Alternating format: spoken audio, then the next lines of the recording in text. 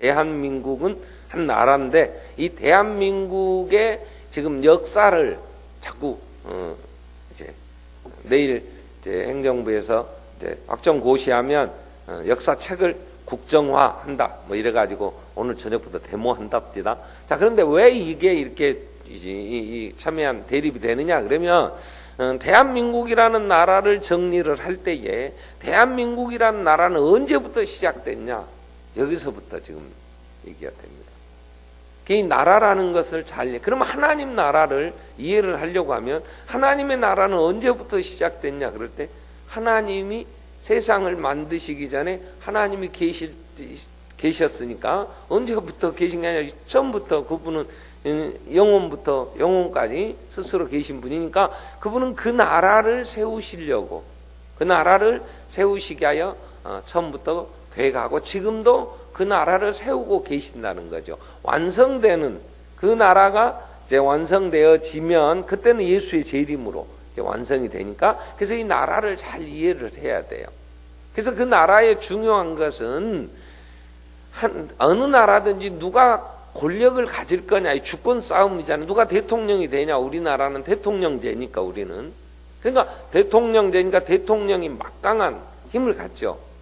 헌법에는 그 대통령을 누가 뽑느냐 국민이 뽑아요. 그래서 모든 주권은 국민에게 있고 권력은 국민으로부터 나온다 이렇게 되는 거예요. 우리가 누구에게 이 권력을 줄 거냐를 국민이 투표하는 거죠. 투표를 잘해야 되죠.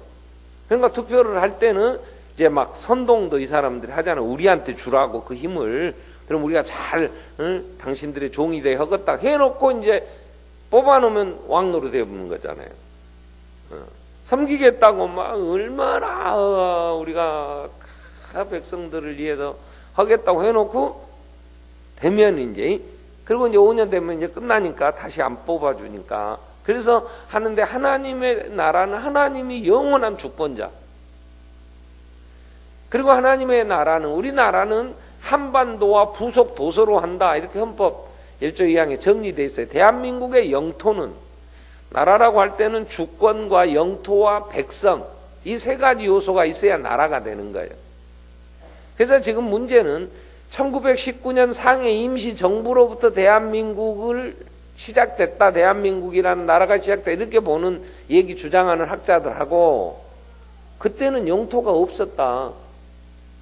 이 상해에 중국 상해 임시정부 세웠을 때 영토는 일본인들이 그 땅이라고 다 지배하고 있을 때 그런 게 대한민국이 아니다 이렇게 하는 사람들은 1948년에 대한민국의 헌법이 재헌국회가 이제 개원을 해서 헌법을 만들어 공포를 하고 그래서 대한민국이라는 영토와 주권과 백성이 있는 나라의 구성을 다 한 거다. 그래서 1948년 7월 17일 재헌절 이때로부터 대한민국은 제대로 된 나라를 갖췄다. 이제 이렇게 주장을 하죠.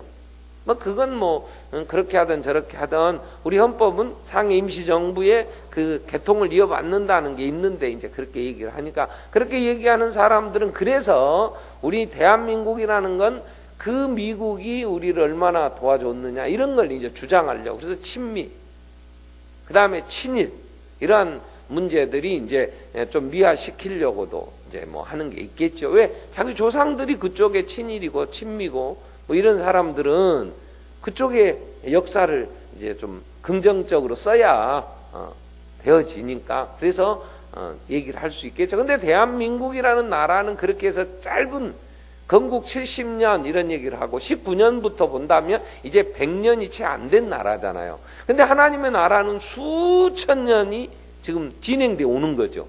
그리고 하나님 이 대한민국은 지구상에서 나라가 사라질 나라 중에 제1위가 뭐냐? 대한민국이에요. 왜냐? 애를 안 낳거든. 애를 안 낳으면 결국은 늙어서 이제 죽고 그러면 이제 수가 없으면 어떻게 유지를 할까요? 그러다가 조금 남으면 중국이 하나의 자기의 이제 부속 도서로 하겠다고 들어와서 그냥 가져가 버리면 끝났고 또 일본이 치고 들어와 가지고 또 하면은 끝날 수도 있겠죠. 아니면 이제 악착같이 우리도 이제 뭘 갖고 이제 남북한 통일하고 뭘 하든지 하여튼 하겠지만 세상 나라는 늘 불안하고 영원한 나라는 없었잖아요. 우리의 역사도 신라라는 나라가 있었고 백제도 있었고 저 고구려도 있었고 이게 통일돼 가지고 고려라고도 하다가 또 이제 왕조가 바뀌니까 조선이라고 했다가 또 이 왕조가 바뀌어서 이제는 우리는 이런 왕을 모시는 이러한 제도가 아니고 이제 백성들이 민주공화국이다 이래 가지고 이제 우리가 스스로 이제 우리가 왕이다 이래 가지고 우리가 주권을 가지고 우리 일꾼 누구 심부름 시킬 사람 누구로 뽑을 거냐 해갖고 우리가 뽑아서 권한을 주고 일하라 하니까 이제 괜히 막 행세하고 지금 하는 거죠. 이러한 나라의 개념에서 하나님의 나라를 보면 하나님은 그 나라를 세워 가시는데 그 나라는 영원해요. 하나님의 나라는. 그래서 바울은 늘 우리에게 뭐라고 했어요? 우리의 시민권은 대한민국의 시민권, 대한민국의 국적을 갖고 대한민국의 여권으로 우리는 산다 이렇게 하지 않지. 바울은 나는 태어날 때부터 로마 시민권을 가진 자이지만 우리의 시민권은 어디에 있다? 하늘에 있다. 아멘? 그럼 우리는 하나님 나라 백성이라는 거죠. 아멘? 그러면 대한민국은 필요 없냐? 그러지 않아요. 이 땅 사는 날 동안에는 대한민국의 국적을 가지고 하나님의 나라를 이 땅에서 우리가 확장해 가야 되는데 하나님 나라 확장이라고 할 때 하나님의 나라 너희는 그 나라와 의를 먼저 구하할 때 하나님의 나라는 영토 싸움은 아니에요. 대한민국은 영토 싸움 하죠. 지금 일본하고 뭘 두고 독도를 뜬금없이 새끼들이 독도가 저 땅이라고 하니까. 근데 왜 그러냐 그러면 원래 우리 땅이었지만 일본인들이 이제 여기를 지배하다가 1945년에 항복하잖아요. 그래서 미국에다가 이제 항복했다고 문서를 쓰고 다시 전에 지배했던 이제 대한민국은 돌려보내고 한다고 할 때 독도는 싹 빼요. 자기들은 그러니까 그때 자기들은 그걸 안 했다 이렇게 이제 막 주장을 하는데 우리는 그들이 지배하기 전에 우리나라에 쳐들어오기 전부터 우리 거였다. 당연히 우리는. 그러니까 김종필 씨가 1965년에 박정희 대통령 할 때 한일협정, 한일 국교 정상할 때 그때 가서 사인을 했잖아요. 근데 그때 사인을 잘했어야 돼. 위안부 같은 경우 그러니까 일본은 아베 지금 이번에 와서도 우리는 그때 65년도에 누구 줄 거 다 줬고 그때 정산 다 끝나서 청구권도 없고 냠고도 줄 거 다 주고 받을 거 다 받아버렸다. 북한은 안 했어요. 아직도. 북한은. 근데 우리 남한은 그때에 한 푼이나 벌어서 이제 돈 갖고 뭘 경제 나라 살려보겠다고 박정희 씨가 친일 세력들 아니요? 그러니까 김종필 씨 보내갖고 사인을 하겠는데 그 책임 얘기를 해야 된다고 지금. 그럼 뭐 죽어본 사람 죽어보고 죽으려고 하는 김종필 씨는 안 돌아가셨나 아직? 돌아가셨어? 아직 안 돌아가셨어?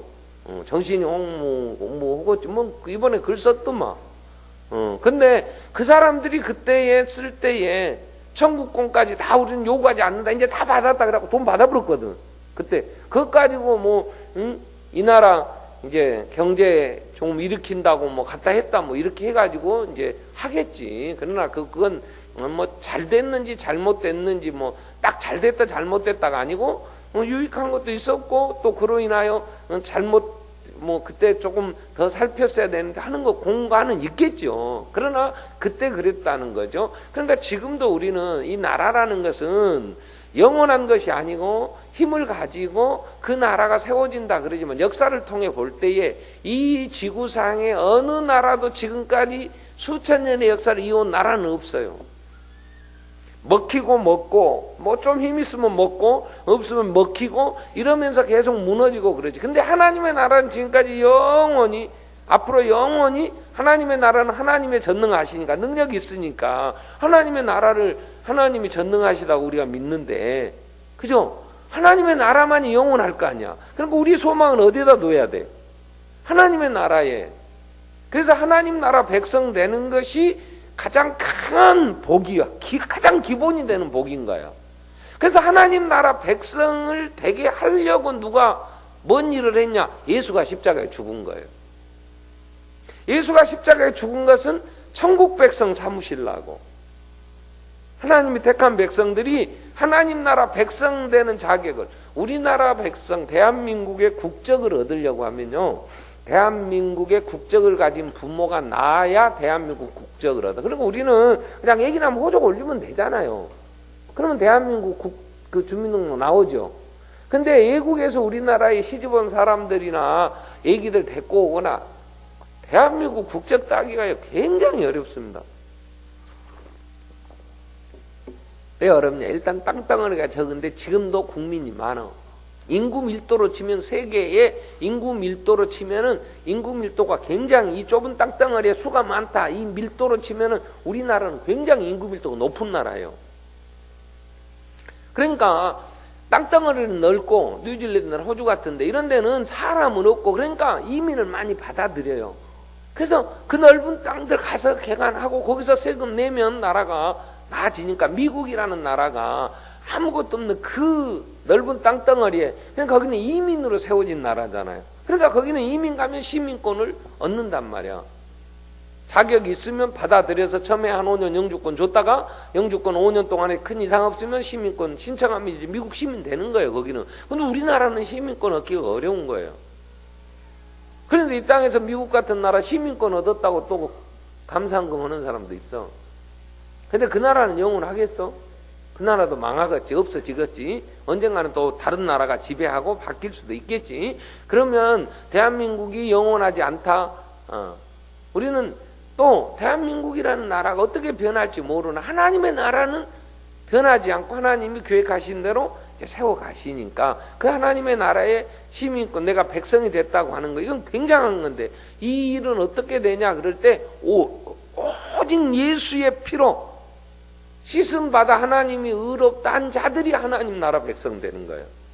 예수의 피로 하나님이 하나님 백성을 삼으시는 거니까 다른 길이 없어요. 유일한 한 길, 예수.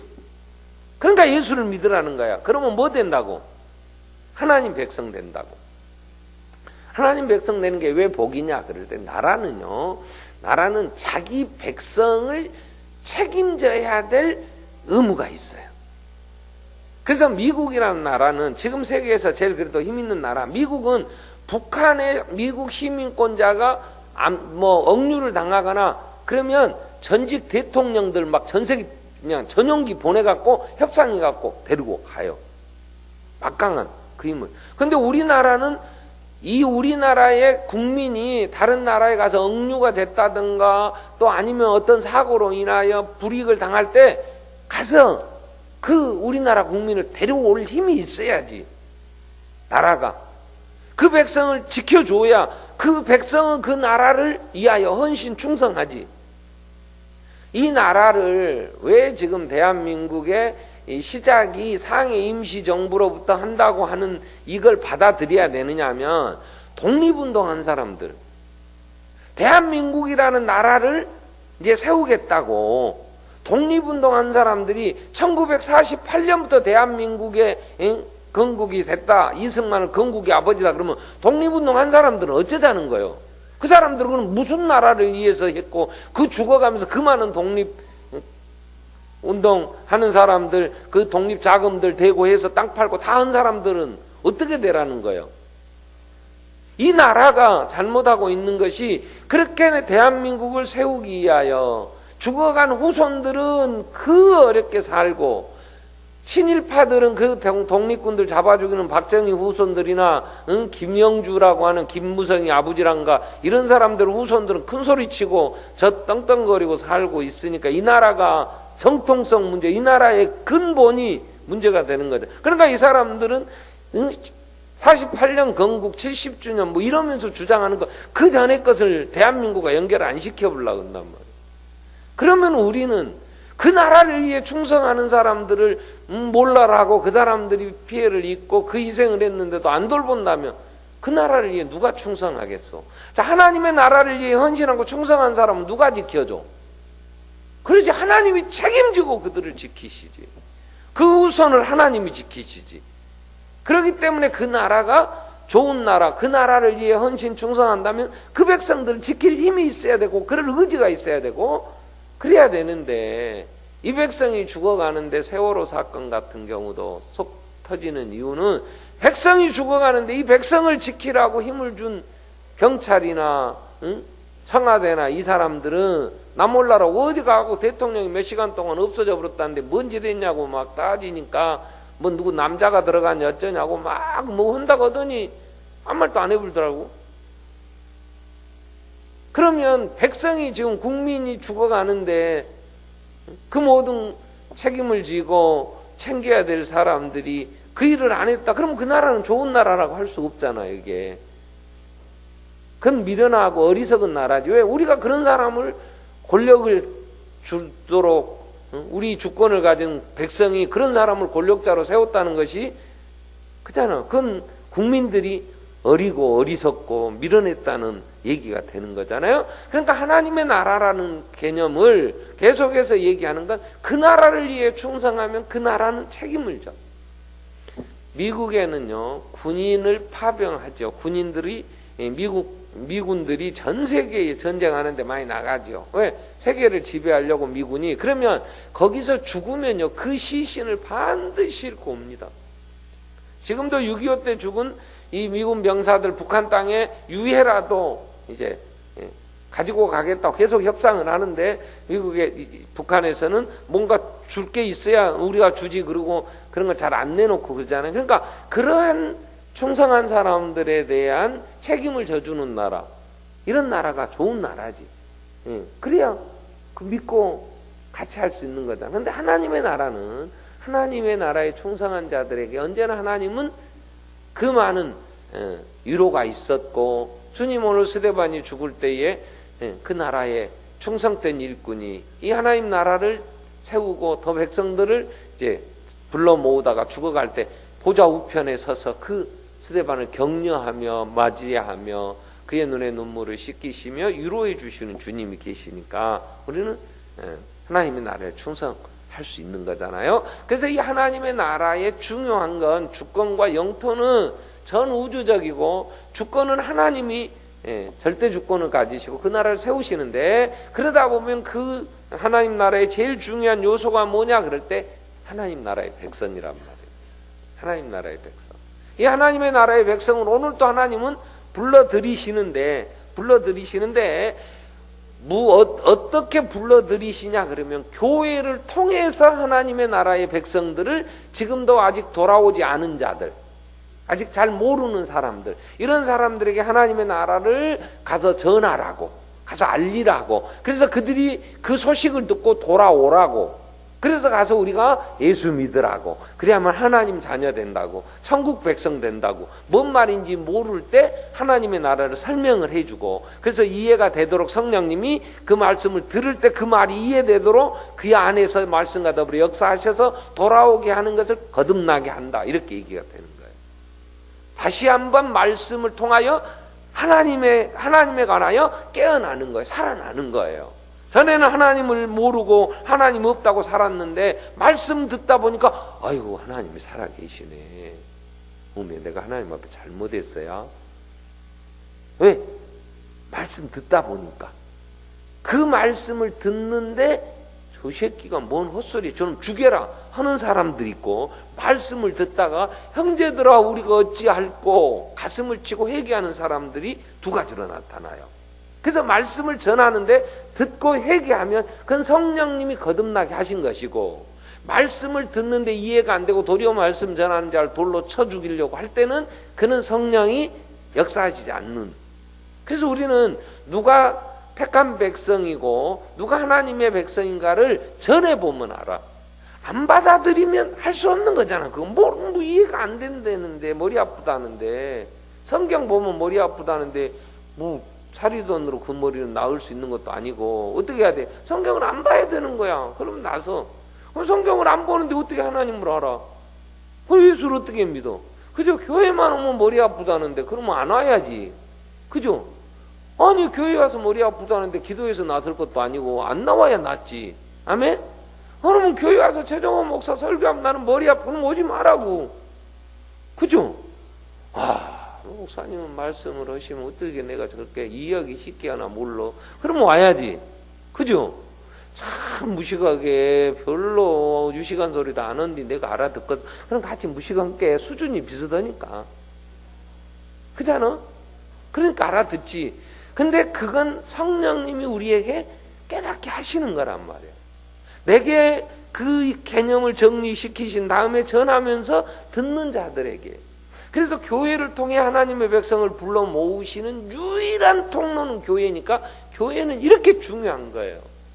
그래서 교회를 하나님의 나라의 대사관, 하나님의 나라의 분지점 뭐 이런 표현들도 해요.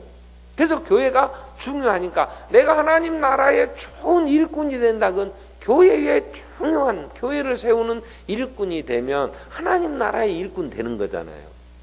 그러면 교회는 뭘 해야 되냐? 분명하잖아. 하나님 나라 백성들, 잘 모르는 사람들을 하나님 나라로 불러들여야 되죠.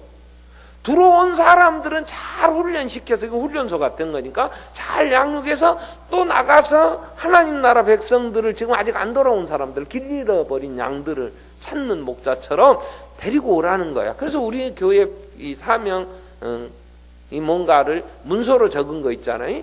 사명문. 단속교회 사명문. 이웃을 그리스도께, 그리스도인을 제자로.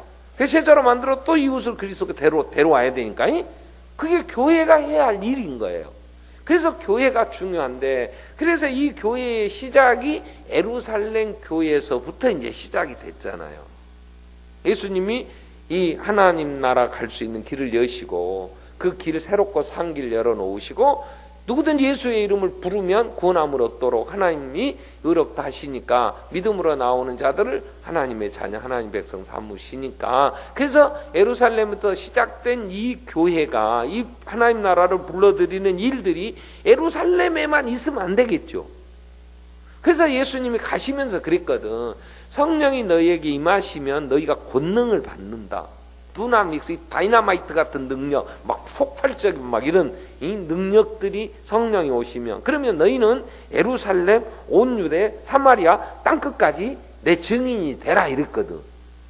내 증인이 되라 그 말은 예수가 하나님 나라 가는 유일한 통로, 예수의 십자가의 죽으심과 부활이 하나님 나라 백성 되는 유일한 길이다. 이걸 전해서 예수를 믿도록, 이 일에 너희는 눈으로 봤지 않냐? 내가 죽은 거, 너희 죄를, 너희 범죄함 때문에 내어줌이 되었고 너희를 의롭다 하시기 위하여 내가, 예수가 부활하셨다고 하는 말씀처럼 예수의 부활을 본 그들에게 가서 하나님 나라 백성 되는 길은 혈통도 아니고 학벌도 아니고 무슨 노력에서 되는 것도 아니고 예수를 믿으면 예수 안에서 우리는 하나님 나라 백성 된다. 그러면 하나님의 보호하심과 하나님의 은혜 안에 살게 된다. 이걸 전하라고. 어디까지? 땅끝까지 가라 그랬어.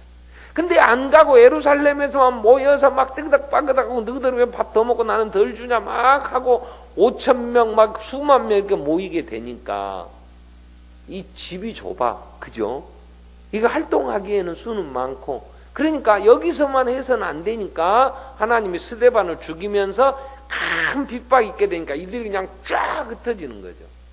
그래서 유대, 사마리아 여러 이방으로 이제 가서 전하게 됐다. 이렇게 된 거죠. 그러면 이제 이방으로 나가서 복음을 전하는데, 이제 이놈도 저놈도 막 사방 들어가서 전하다 보면 하나님 나라가 무질서해지죠.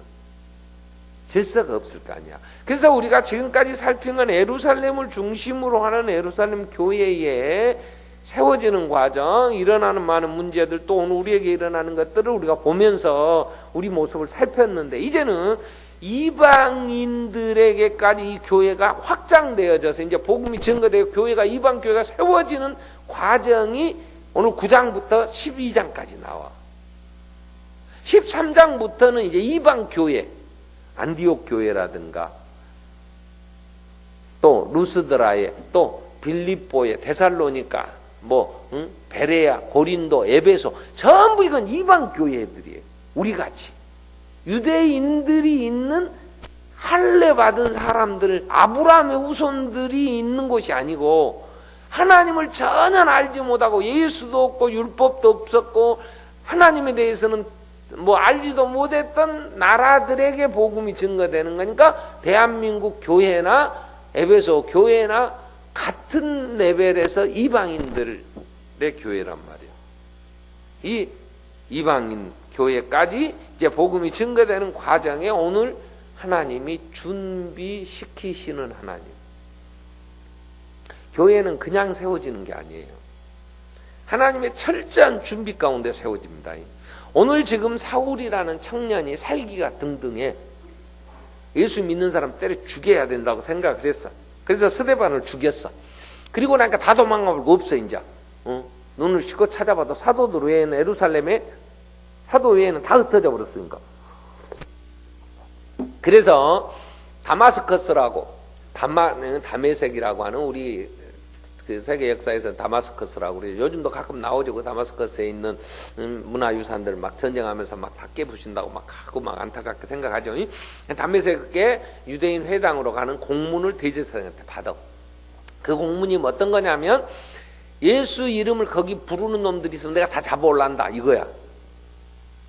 그래서 가다가 다메섹으로 가는 길에 낮 12시가 됐는데 태양빛보다 더 밝은 빛이 쫙 비치는데 뭔 소리가 나니까 같이 가던 사람들은 뭔 소리인지 모르는데 이 청년 사울에게 들려. 뭐라고 하시냐면 3절에 사울이 길을 가다가 다메섹에 가까이로 호련히 하늘로부터 빛이 그를 둘러 비추는 자 땅에 엎드려 들으니 소리가 있어. 이르되 사울아 사울아 네가 왜 나를 박해하느냐.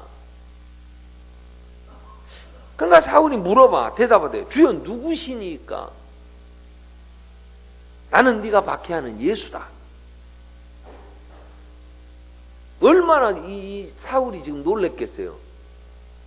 예수는 죽여야 된다고 생각하고 죽였는데, 그리고 예수가 부활했다고 하는 것들, 이것들 아주 헛소리 못하게 입 다 봉해고 다 때려 잡아 죽여야 된다고 생각하고 이게 하나님을 바르게 섬기는 거라고 생각하는데 하늘에서 하나님이 네가 왜 나를 핍박하느냐 이러니까 이게 이제 엄청난 충격이 오지. 그러면서 너는 시내로 들어가나 내가 행할 길을 내게 이를 사람이 이를 리가 있느니라. 같이 가던 사람들은 소리만 듣고 아무도 보지 못하고 사람들은 소리만 들었는데 바울은 이제 보도 못하고 그래서 땅에 일어나서 이제 눈을 떴으나 아무것도 보지 못하고 사람의 손에 끌려서 다메섹으로 갔어. 사흘 동안 식음을 전폐하고 뭐 하고 있냐? 기도해. 도대체 이게 어떻게 된 거냐 말이야. 나는 가장 바른 길을 간다고, 나는 율법을 지키며 하나님을 잘 섬긴다고 했는데 완전히 이게 이제 얻어맞는 거죠. 이게 아니라는 것이 지금이야. 그럼 도대체 이게 뭐냐? 내가 어떻게 해야 되냐? 식음을 전폐하고 사흘 동안 있는데 하나님이 아나니아를 이제 부르시죠. 그때 다메섹에 아나니아라는 제자가 있어. 그래서 주께서 환상 중에 이 아나니아를 불러서 얘기를 이렇게 하는 거예요. 아나니아야, 주께 대답하되 주여 내가 여기 있나이다. 그랬더니 주께서 이렇게 일어나라. 직가라는 시내 거리로 가라. 거기 유다 집에 다소 사람 사울이 있다. 그 사람을 찾아라. 그가 기도하는 중이다. 그래 여러분, 자 9절을 보세요. 9절 성경 해석의 중요한 것들을 제가 하나 가르쳐 드릴 테니까요. 사흘 동안 보지 못하고 먹지도 마시지도 아니하니라. 먹지도 마시지도 않고 뭐 했을까? 9절 보면 그러겠지. 이 충격받고 지금 고민하고 있을까? 아이고 머리 지어봤고 이건 뭐냐고. 지금 혼자 이제 끙끙 앓고 먹도 않고 물도 안 마시고 뭐 했을까? 그런데 15절에 12절에 11절에 이 주님께서 아나니아한테 이렇게 얘기하시는 거잖아요. 직가라는 거리로 가라. 유다 집에 다소 사람 사울이라는 사람을 찾아라. 그가 지금 뭐 하는 중이다? 기도하는. 그러면 이제 9절은 어떻게 해석해야 되냐? 11절에 비추어 사흘 동안 식음을 전폐하고 금식하며 기도했습니다. 이렇게 해야 맞지. 그래서 해석이 되는 거예요. 앞뒤에 성경이 해석을 해줘. 성경은. 그러니까 혼자 막 생각하지 말고 충격이 컸겠다. 머리가 띵했겠어. 괜히 이런 소설 쓰지 말라니까. 그냥 기도하야 하는 중이라니까 지금. 그가 기도하던 아버지를 불렀겠지. 아버지 이게 뭡니까? 그래도 해답이 안 내려. 그러니까 아나니아가 와요. 그럼 아나니아가 뭐라 하냐면 그가 아나니아라는 사람이 들어와서 자기에게 안수하여 다시 보게 하는 것을 보았느니라 하시거늘 아나니아가 아이고 내가 이 사람 얘기 들었는데요. 13절 내가 여러 사람에게 듣사온즉 그가 예루살렘에서 주의 성도들에게 적지 않은 해를 끼쳤고 여기도 지금 다메섹에 온 것도 예수 이름을 부르는, 주의 이름을 부르는 자들을 잡아가려고 왔다는데, 응? 사람들을 결박할 고난을 대제사장들에게 받아가지고 왔는데 내가 가서 어떻게 하란 말입니까? 그때 그랬더니 주께서 중요한 15절 얘기를 합니다. 자, 주께서 가라, 이 사람은 내 이름을 이방인과 임금들과 이스라엘 자손들에게 전하기 위한 택한 나의 그릇이다. 여기서 온 세상에 예수를 이방인들, 임금들, 이스라엘 사람 이렇게 전하려고 택한 그릇이 왜 예수는 죽이고 스데반은 죽이고 왜 그랬냐고. 그죠? 그 일을 위해 택한 그릇이라며. 하나님은 근데 왜 예수를 죽이고 예수가 구원자라고 전해야 될 사람이, 그것도 다른 사람도 아니 이방인들에게, 임금들에게, 이스라엘 사람들에게, 응? 세상 모든 계층의 사람, 모든 사람에게 전해야 될 이 사람이 택한 그릇이라며. 하나님은 하나님의 나라의 일꾼은 미리 다 택하셔서 준비시키십니다.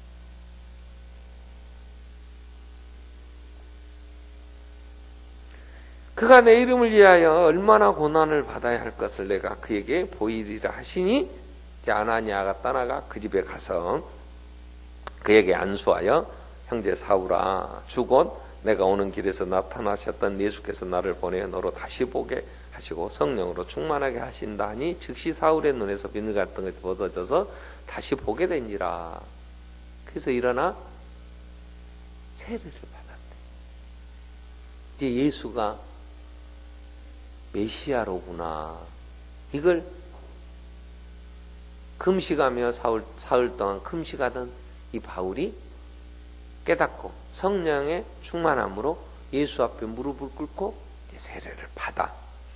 자, 여기서 우리는요, 많은 것들을 우리가 교회를 이루어 갈 때에 생각해야 될 것들이, 하나님은 우리 모든 하나님의 백성들을 창세전에 다 택했어요. 그죠?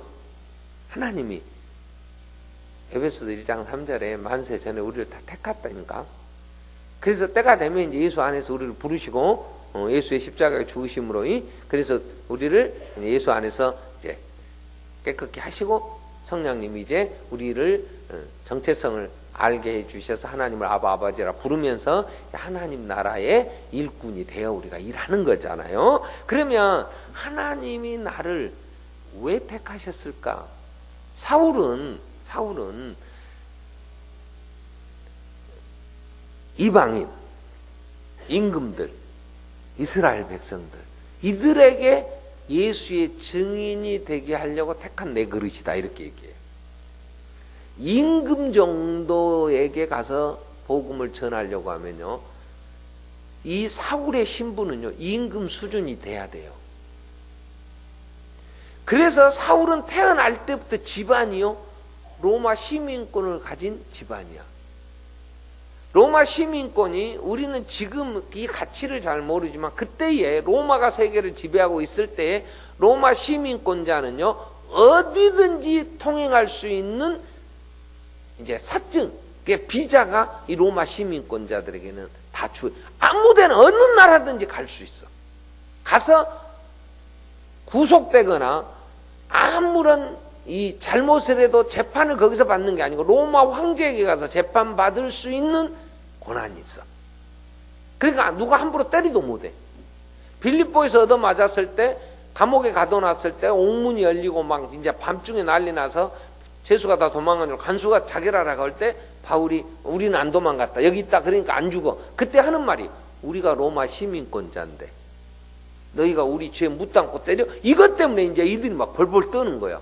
그럼 막 제발 나가시면 안 되냐고. 나중에 이제, 그럼 로마 시민권이라는 건 사형을 시켜도 십자가에 처형은 못해. 나중에 베스도라는 총독, 이제 우리나라에는 일본 총독이 왔죠. 우리나라를 일본이 지배할 때 우리나라에는 일본 총독을 두고 총 감독하는 사람, 팔레스틴 지방의 총독으로 베스도가 왔을 때, 그 전에 벨릭스 총독이 그 구류시켜 놓고 막 베스도 벨릭스 이 인계 인수를 하는데 죄수가 인계됐어. 사울이, 이 바울이라는 사람. 그래서 데려다가 도대체 뭔 죄를 지었게 2년 동안이나 구류에 놨나 전 총독이. 그리고 관저로 불러다가 얘기를 들어보려고 하다가 그때 새로 부임차 온 총독에게 아그리빠 왕이 문안 인사 왔어. 그래서 같이 왕하고 총독이 앉아 있을 때 바울을 불러다가 너 뭐 잘못했냐 하니까 예수 믿으라고 했어요. 당신도 예수 믿어. 이렇게 된 거야. 그때 아그리빠 왕이, 그때 왕이 바울을 보더니 사울아, 네 많은 학문이 너 미치게 했구나. 이렇게 된 거야. 그러니까 왕도 알아봐. 신분이. 여러분, 우리가 어느 계층에 가서 복음을 전할 것이냐 하는 하나님의 계획 속에서 우리가 그러한 신분의 사람들에게 갈 수 있도록 하나님 우리를 태어나게 하시고 훈련받게 하시고 그만큼 지위를 높여주셔. 자, 여러분, 대통령한테 예수 믿으라고 가서 해야 되겠어. 그럼 누가 가겠어? 지금 박근혜 대통령한테 가서 예수 믿으세요 할 사람 이 땅에 누가 있겠어? 아무도 없어. 그 아버지 박정희 씨는 더 했어. 그러니까 누가 와서 전했냐? 미국 대통령, 우리가 잘 아는 저 아틀란타에서 땅콩같이 생겼더니 누구요? 카터? 아요? 이분이 보통 분이 아니잖아. 지금도 주일학교 교사하느라고 그 교회는 지미 카터 전직 대통령이 주일학교 교사하는 걸 구경하려고 관광 오는 성도들이 더 많대. 북한의 김일성이한테도 가갖고 당신 예수 믿어야 된다고. 박정희 씨한테 와갖고 당신 예수 믿어야 된다 그러니까 각하 제가 깊이 고려해 보겠습니다. 깊이 고려하다가 죽어버렸어. 총 맞고. 고려할 것이 아니야. 바로 믿었어야지. 그래도 그 말이라도 할 수 있는 사람은 대통령이어야 돼. 그러니까 자기가 그만한 지위에 올라갔다고 하는 건 그 계층의 사람들이 그걸 하라고 하는 거지. 그걸 가지고 고개 힘주고 폼 잡고 그러한 걸 누리라고 하는 게 아니란 말이야. 부자들이 만나는 사람은 누구를 만나겠어? 부자를 만나. 부자는 가난한 사람을 절대 안 만나요. 왜? 지 돈 띄어갈 줄 알고 지 돈 뺏길 줄 알고. 부자가 가난한 사람 만나서 뭔 유익이 있겠어? 뭐 가난한 사람은 부자를 만나야 어떻게든지 연출돼갖고 조금 이 돈벌이가 돼볼까 하겠지만 부자가 가난한 사람을 만나 죽었어. 돈 있는 사람을 만나야 3조 원의 화학 제품들 군 팔아불고 그거 돈 받아갖고 더 보고. 부자는 부자끼리 만나지. 그러면 끼리끼리 지그들끼리 다니는 식당이 있고 지그들끼리 다니는 공간이 있단 말이야. 근데 내가 태어나고 보니까 어메 부잣집에 태어났네. 그럼 어떻게 해야 돼? 정신 빠지고 이제 저 아버지 돈 벌어놓은 거 지는 먹고 흥청망청 쓰면 다 망하는 거지. 그때 하고 우리는 뭐 태어났는데 뭐 관하는 집에 태어났으니까 뭐 그런 거 할 필요도 없지.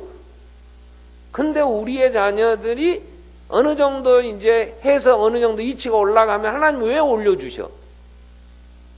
왜 올려주신다고? 거기서 예수 전하라고. 아멘? 한번 나도 내 신분 상승을 해서 나도 한번 폼잡. 여러분, 그러면 하나님이 올려주시겠어? 하나님의 사랑하는 자라 같으면 준비돼야 돼. 준비돼야 돼. 바울이 지금까지는 그걸 몰랐어. 그런데 나중에 이 고백을 늘 해요. 하나님이 나를 이방인과. 왜? 하나님이 직접, 여러분 여기서 하나님이 지금 하늘에서 빛이 비쳤으니까 나는 네가 핍박하는 예수다. 어우 웬일이세요? 내가 뭘 잘못했는데 네가 잘못했다 가르쳐주면 확실하지. 그리고 내가 너는 이방인과 임금들과 이스라엘 모든 사람에게 내 증인이 되라고 내가 너는 만세전에 택하였어. 그러면 바울이 더 훨씬 깊이 박히겠지. 근데 하나님이 그랬어 안 했어?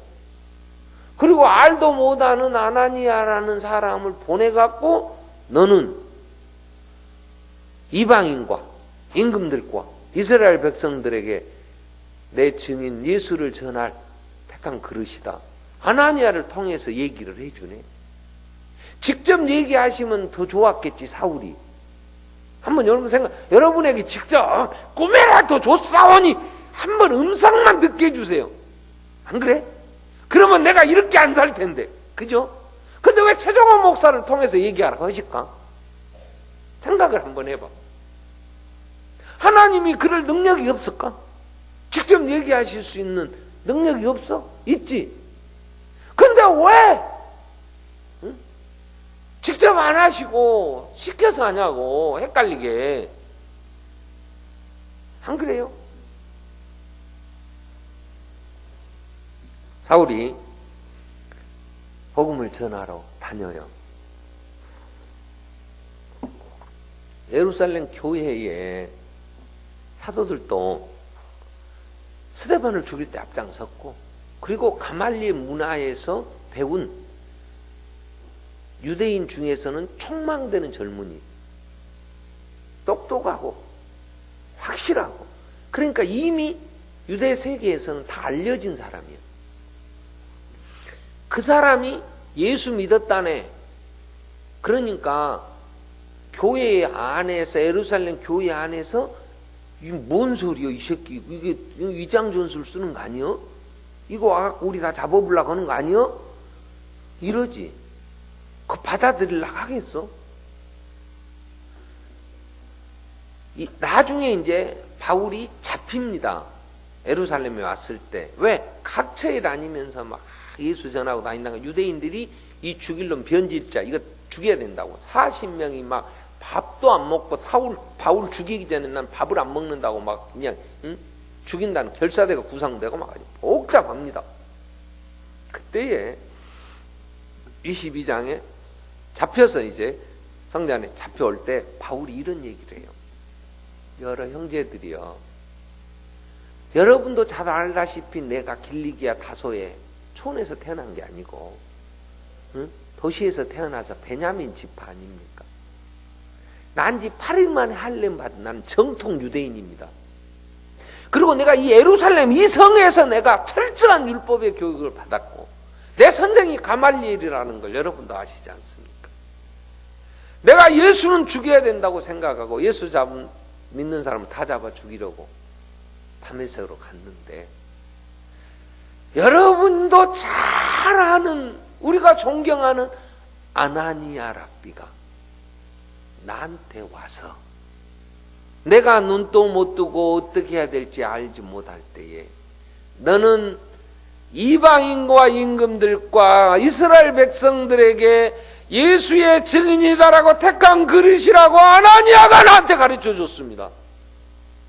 그럴 때 그 예루살렘에 이 사울, 이 바울 이놈 죽여야 된다, 이 변질자 죽여야 된다. 그럴 때 이 사람들이 야, 아나니아가 왜? 22장 12절 볼까요?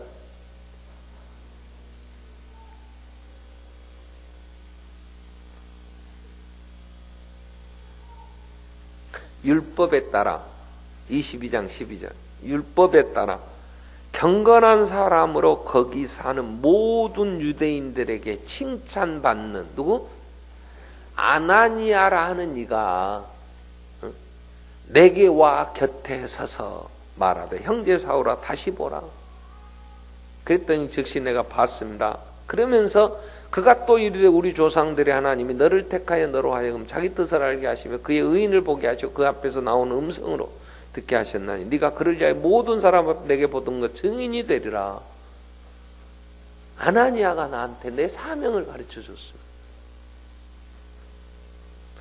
하나님이 아나니아를 통해서 이 바울에게 가서, 이 청년 사울에게 가서 하나님의 뜻을 전하게 하신 것은 내가 다메섹 가다가 밝은 빛 가운데서 주께서 나에게 왜 핍박하느냐, 네가 발길질하는 게 가시채를 뒷발질하는 것 같이 고통스러운 건데 왜 하느냐 하고 나를 불러 이방인들에게, 임금들에게, 이스라엘 백성들에게 예수의 증인들하고 하늘에서 음성이 들렸습니다. 그러면 죽어버려. 이런 죽일 놈의 새끼, 저 찢어진 입으로 헛소리 하는 것 봐. 누가 증인이 될 거요? 여러분이 꿈에 하나님이 나한테 목사 되라 그랬어요. 누가 증인이 돼?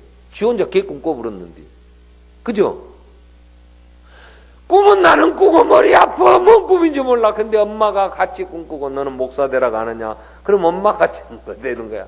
근데 엄마가 뭐 둘이 짜고 했다 그러니까 엄마한테 안 하고 최종원 목사에게 성령님이 역사하사 그 아들은 내가 목사 되라고 택했다. 그럼 내가 증인 서주겠지. 넌 목사 되라고 하나님 그러시. 근데 하나님은 그렇게 안 해. 왜? 우리는 아직 영안이 안 열려갖고 열매를 보니까. 그래서 교회가 인정해주면 신학교 가도록 교회가 추천서를 써주는 거예요. 그래서 여러분 우리는 하나님의 나라를 이루어 가는데 하나님이 갈등이나 혼자 독선적으로 다른 사람들에게 무리하게 막 자기를 변명하지 않도록 증인들을 꼭 세우셔야 돼요. 이렇게 이제 회개가 됐어, 사울이. 근데 예루살렘에 가고 싶어. 교회 이제 자기가 예루살렘에 있던 그 사도들을 만나고 싶어. 왜? 알지.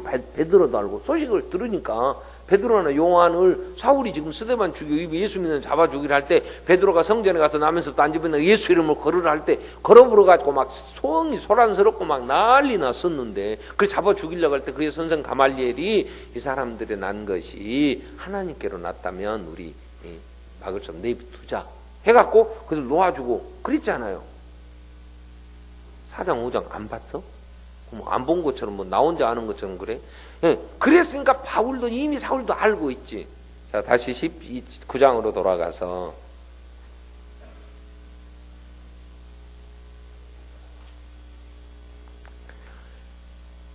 19절 사울이 다메섹에 있는 우리가 앞부분 음식 먹고 강간하여 지니라 동그라미 친 데까지만 읽었잖아. 그 뒤에는 안 읽었어. 읽으려고 했는데 내가 안 읽었어. 그러니까 여러분 읽으라고 했지. 19절까지는 읽으니까. 근데 뭐라고 했냐면 사울이 다메섹에 있는 제자들과 함께 며칠 있을 때 즉시로 가게당에서 예수가 하나님의 아들이심을 전파하니 듣는 사람이 다 놀라 말하되 이 사람이 예루살렘에 있는 이 이름을 예수 이름을 부르는 사람들을 멸하려는 아니냐. 여기 온 것도 그들을 결박하여 대제사장들에 끌고 가려고 함이 아니냐 하더라. 그래서 사람들이 의심의 눈초리로 보는 거야. 그래서 사울이 힘을 더 얻어 예수 그리스도를 정할 다메섹에 있는 유대인들이 당혹하게 됐다는 거야. 유대인들도. 그래서 여러 날 지나니까 유대인들이 사울을 죽이려고 해. 이놈 새끼가 이거 여기 와서 예수 잡아 죽이라니까 예수를 도대체 다시 전해보러 이래갖고 그래서 광주리에 남아서 이제 성도들이 성벽을 타고 내렸어. 중요한 건 26절 사울이 예루살렘에 가서 누구를 만나? 사귀고 싶어? 제자들을 사귀고자 하나 제자들이 만나줘 안 만나줘? 안 만나주지. 나 같아도 안 만나주겠어. 속을 모르는데? 저 새끼가 저렇게 이장전수 가서 완전히 뿌리부터 뽑아보려고 왔을 것 같이 만나주겠어. 그럼 어떻게 해야 돼? 성경 보지 말고 어떻게 해야 돼, 그러면? 성경 보면 해답 나와버리고. 한번 생각해봐. 어떻게 해야 되겠어? 깝깝하죠, 이러면이야? 깝깝해. 캄캄한 거야, 이래. 그때에 하나님이 누구를 붙여주셔서 누가 이 일을 하게 하냐 할 때 바나바가 데리고 사도들에게 가서 그가 길에서 어떻게 주를 보았는지와 주께서 그에게 말씀하신 일을 다메섹에서 그가 어떻게 예수의 이름으로 담대히 말하였는지를 전하니라. 그래서 사울이 제자들과 함께해서 예루살렘에 출입하며 또 예수를 담대히 증거했어. 그러니까 예루살렘 교회에다가 사울을 소개시킨 사람이 누구냐면 바나바야. 그러면 이 바나바가 또 누구냐고. 바나바는 우리가 봤지, 사도행전 2장에서. 그죠? 뭔 사람이요? 2장에서 본 게 아니고 4장에서. 아나니아 삽비라 죽어불기 전에. 안 봤어? 바나바의 원래 이름이 뭐예요? 요셉. 바나바라는 이름을 누가 지어줬어? 사도들이. 바나바라는 뜻이 뭐예요? 이루어야 돼. 이 바나바는요, 덕이 있는 사람. 사람들을 잘 격려하고 세워. 참 이런 성품은 진짜 교회에서 좋은 성품인 거야. 사람을 왜? 마음이 이미 부요해.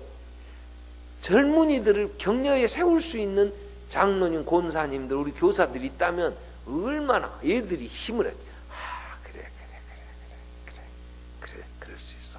근데 이건 이러면 하면서 격려하고 세우는 이게 얼마나 좋은 일. 이 바나바가 그런 사람이야. 근데 바나바가 그렇게 인정받는 것은요, 자기의 밭을 다 팔아서 내놓고 자기가 온전하게 헌신하고 믿음 안에 살아가니까 교회가 다 그를 인정했어. 교회가 그를 다 인정한 사람이 사울을 보증서니까 보증선 사람 때문에 사울이 인정받는 거잖아. 보증서는 놈을 못 믿어. 그러면 뭐라 그래? 내가 니도 못 믿는데 이 새끼야. 네가 보증선다고 내가 걔를 어떻게 믿겠냐. 그죠? 그러니까 우리는 중요한 게 우리는 예수의 뭐가 돼야 돼? 증인이 돼야 되는 거야. 증인의 자격은요, 진실해야 돼. 증인은 인정받아야 돼. 근데 우리가 믿을 수가 없어. 그럼 친구가 저 새끼 저 숨 쉬는 거 한번 들어봐라. 저거 숨 쉬는 것도 거짓말인 거 몰라요. 저건 입만 뻥긋하면 거짓말이야. 저건 못 믿어요. 근데 가서 예수 믿으라고 하면 저 새끼 또 거짓말하네 그럴 거 아니야. 그래서 하나님의 나라의 일꾼은요, 구약의 천부장이나 백부장, 십부장을 세울 때에도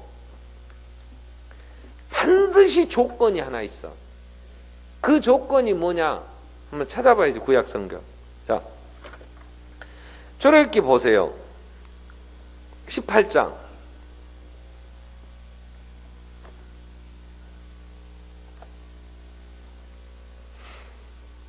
자, 21절에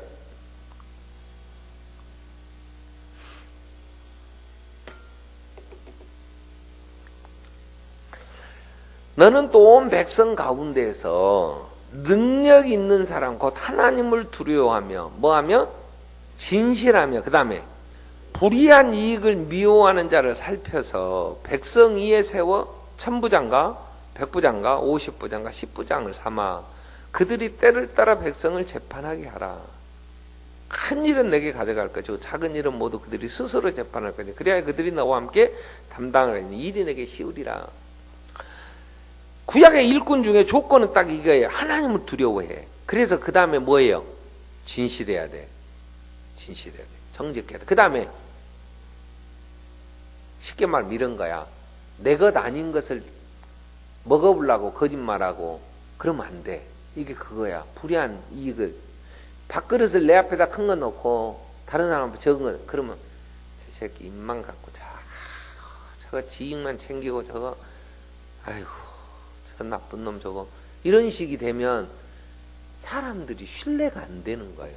지도자 이 리더십에 있어서 이건 다른 사람이 따르질 않아. 그러면 리더가 힘이 없는 거야. 지도력이 안 생겨. 그러면 신약에 와서 우리가 6장에서 봤잖아요. 6장에 교회가 일꾼이 필요해. 그 일꾼을 세울 때에 어떤 조건이에요? 6장 2절에 보면 제자 12제자가 불러서 이제 형제들아 3절에 6장 3절에 형제들아 너희 가운데서 성령과 지혜가 충만하여 뭐한 사람? 칭찬 듣는 사람. 2장을 볼까요? 사도행전 2장 47절.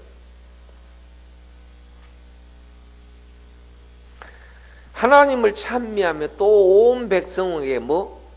칭송을 받으니 주께서 구원받는 사람을 날마다 하시더라는 거예요.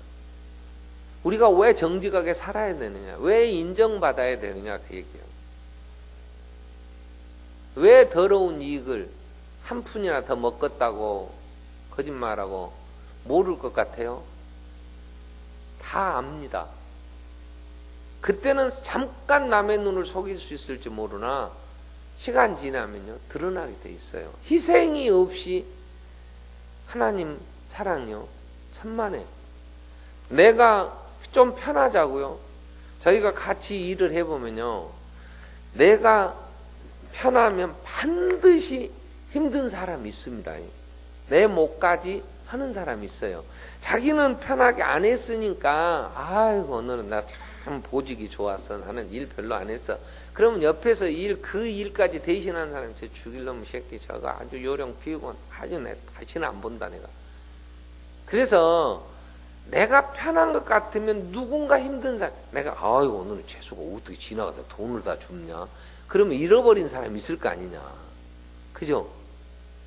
그냥 주순 게 아니고 분명히 누군가 잊어불고 힘든 사람이 있지. 그처럼 내가 내 몫이 아닌 걸 먹으면 그 사람이 가져야 될 것을 이건 빼앗기고 나중에 내 거 저 새끼가 먹어버렸어 그때. 그런 나쁜 놈 그때 줘야지 지가 왜 먹어? 이러면서 그래서 우리는 교회 안에서나 어디서든지 인정받으려고 하면 내가 희생을 해야지. 더 수고하고. 그래야 증인으로서 제대로 내가 전하는 내가 증인이 되어졌을 때에 사람들이 내가 얘기하는 말을 믿어줄 거 아니야. 바나바가 하나님이 이 바나바를 통해서 교회의 사울을 청구할 때 바나바가 신실한 사람이 아니면 사울이 어떻게 예루살렘 교회에 들어가서 사도들과 이제 같이 의논하며 하나님의 나라를 위하여 그들은 할례자에게 우리는 무할례자에게 갈라디아서 보면 이방 교회들이 막 비난할 때 지가 무슨 사도요? 예수 죽은 다음에 지가 예수 믿고 돌아와갖고 무슨 예수님 보냈냐? 그럴 때에 그를 사도로 인정하는 사람이 누구냐? 이 베드로나 요한이나 이 예루살렘 교회 바나바나 이들이 그를 사도로 인정을 해주는 거예요. 그럴 때 그는 힘있게 사역을 할 수가 있어. 혼자 하는 게 아니에요. 우리는 그래서 인정을 받아야 되는 거예요. 그리고 내가 하는 일에 대해서 하나님은 내 입으로 얘기하려고 하시지 않고 반드시 다른 사람을 통해서 그를 평가하게 만들어, 그를 추천하게 만들어. 아, 그 사람 좋은 사람. 지 입으로 나 괜찮은 사람이에요. 그러기에는 쑥스럽잖아. 그러기에도 또 좀 말하기 그러고. 근데 옆에서 추천해. 근데 짜고 쳐, 저들끼리. 그러면 둘 다 믿을 수가 없어. 그러면 저 새끼들 둘 다 저 거짓말해. 저것들 짜고. 근데 이 사람은 참 신실한 교회가 인정해. 근데 그가 세워. 같이 일을 해. 그러면 이 사람 때문에 인정받는 거잖아.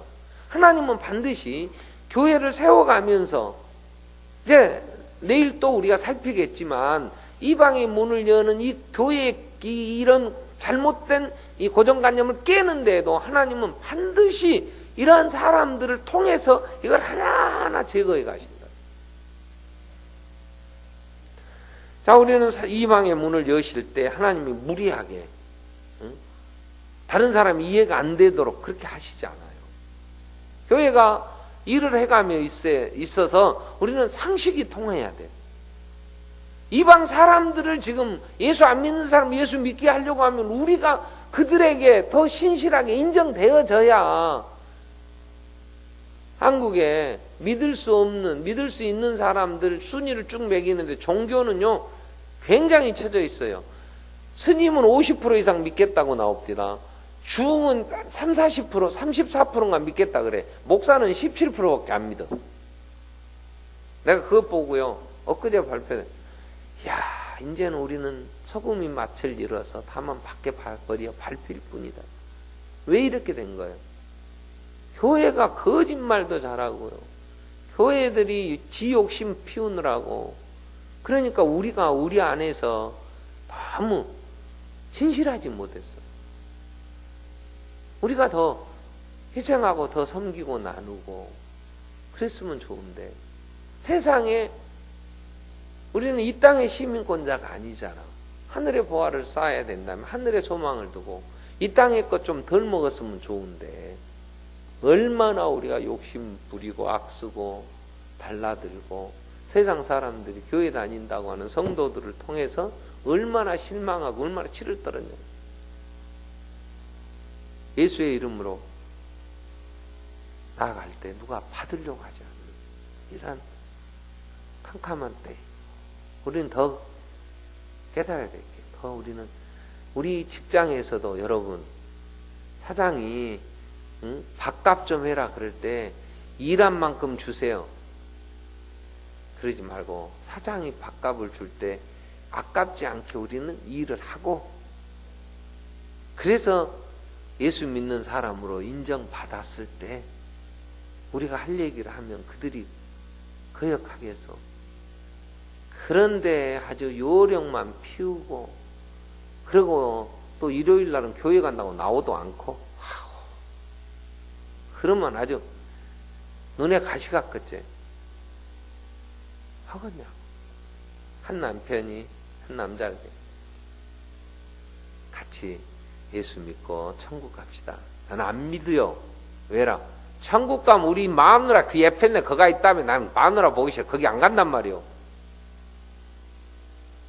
얼마나 지금 여러분 베드로는 아내들이요 머리를 꾸미고 내 옷을 차려입고 이런 단장하 예모를 꾸미고 단장하지만 내 속사람을 경건하게 예수 안 믿는 도를 순종치 않은 예수를 안 믿는 사람 내 경건한 삶을 보고 예수 믿게 해라. 내 형제가 나를 아는 내 일가 친척이 나를 보고 시집을 갔으면 시댁의 식구들이 나보고 예수를 믿어야지. 그게 예수 믿는 며느리고 그게 예수 믿는 성도의 삶이지.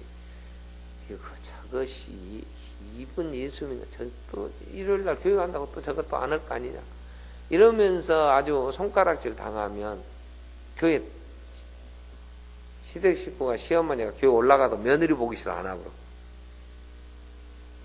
하나님의 나라에 우리가 책임 있는 증인의 삶을 살아야 될 이유가 하나님은 아나니아는 이스라엘 백성 유대인들에게 인정받는 그 당시에 그곳에 있는 경건하게 모든 유대인이 인정받는 사람이니까 사울을 하나님이 세우는 일에 쓰셔.